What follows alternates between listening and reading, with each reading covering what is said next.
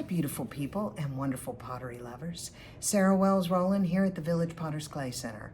I am so excited to announce that I am doing my very first For the Love of Pottery giveaway. And the giveaway is for Valentine's Day. So all you do to enter the drawing is go in the comments and tell me one thing that you love about pottery. And then be sure to subscribe to my channel and you will be in the drawing. Now, if you already subscribed to my channel, no worries. Just put the comment, what you love about pottery, in the comments of this video, and you will be in the drawing. The drawing ends on February 15th at 9 a.m., and we will then announce the winner just shortly after that.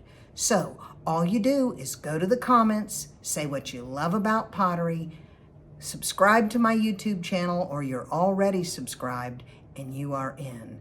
On Valentine's Day, we are uploading a lot of new instructional content onto the channel, and I'm excited about it. I believe lots of people are going to enjoy studying with me on my YouTube channel.